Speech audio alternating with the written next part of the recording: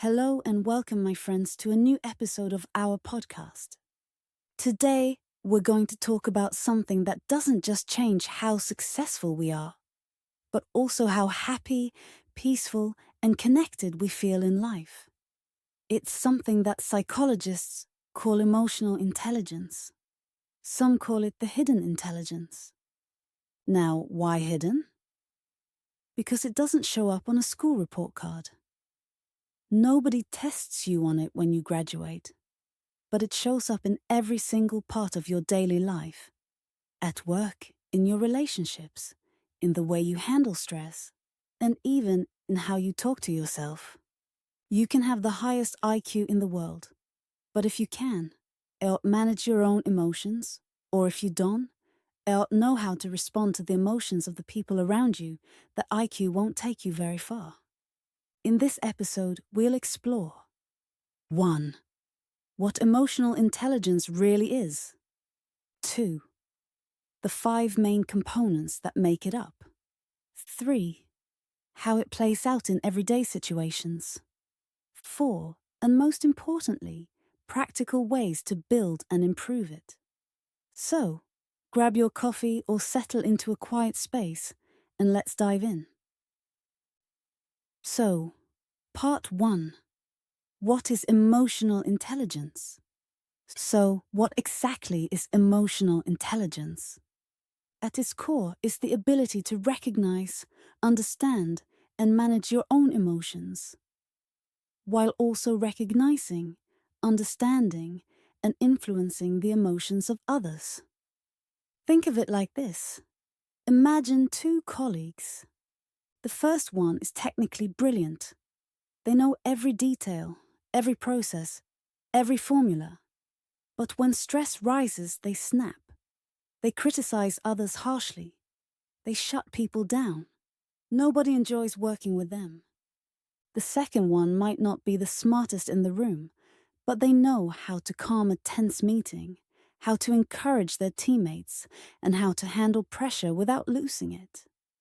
Who do you think ends up being more successful in the long run? More respected? More trusted?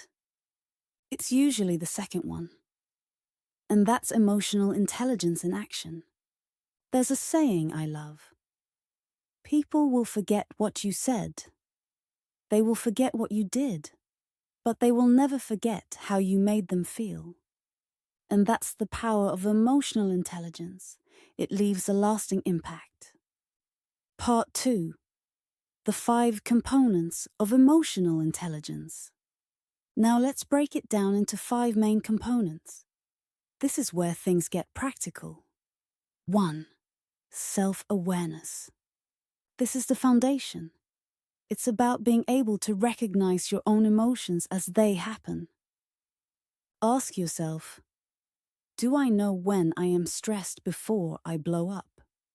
Can I sense when I am feeling insecure before it turns into anger? Practical tip. Try a daily emotional check-in. And at the end of the day, write down 2 emotions you felt strongly that day and what triggered them. Over time, this builds a map of your inner world. 2. Self-regulation. Once you're aware of your emotions, the next step is managing them. It doesn't mean suppressing them. It means choosing your response instead of reacting blindly. Example. Imagine driving in traffic and someone cuts you off.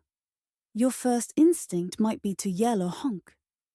Self-regulation is that moment when you breathe, let it go, and move on without ruining your mood for the next hour. Practical tip. When you feel an intense emotion, pause for just 5 deep breaths before responding. That tiny pause can save relationships, jobs, and even your peace of mind. 3. Motivation. This is about having an inner drive that goes beyond money or external rewards. People with high emotional intelligence often see challenges as opportunities to grow, not obstacles to complain about. Example.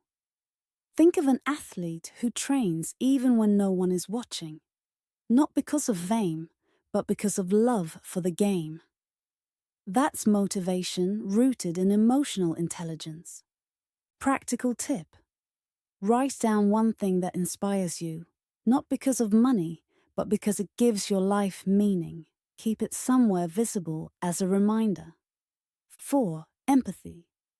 Empathy is the ability to feel what others feel, to put yourself in their shoes. Without empathy, relationships stay shallow. With empathy, they deepen and strengthen.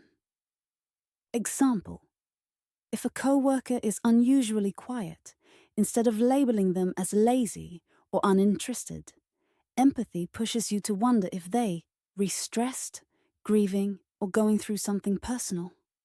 Practical tip: the next time you are in a conversation, ask yourself, what emotion is this person really feeling beneath their words? 5. Social skills. This is the ability to build healthy connections, communicate clearly, and resolve conflicts. It's what turns empathy into action.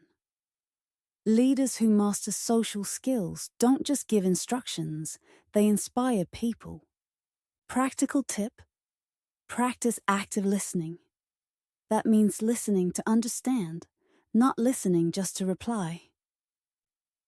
Part 3. Emotional intelligence in everyday life. Let's bring this down to real life. At work, you get harsh feedback from your manager. Do you get defensive?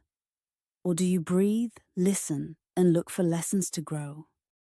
In personal relationships, during an argument with your partner or friend, emotional intelligence is the voice that says, "Don't say that hurtful word you'll regret later." Stay calm in parenting. Instead of yelling at a child who's acting out, EI helps you see the deeper need. Maybe they're tired, hungry, or simply craving attention. Everyday life constantly tests our emotional intelligence. The difference is simple. Those with high EI turn challenges into opportunities for connection. Those without it often create unnecessary conflict.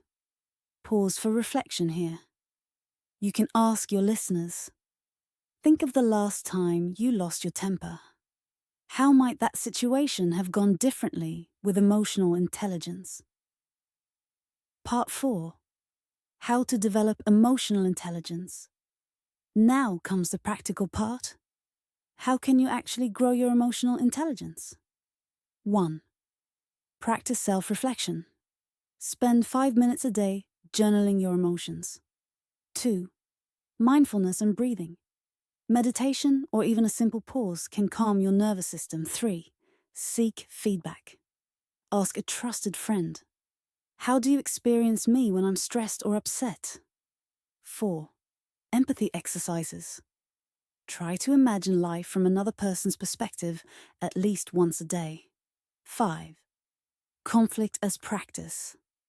The next time conflict arises, instead of avoiding it or exploding, use it as a chance to practice calm communication. Building emotional intelligence isn't about perfection. It's about progress, awareness, and small daily choices. So let's wrap this up.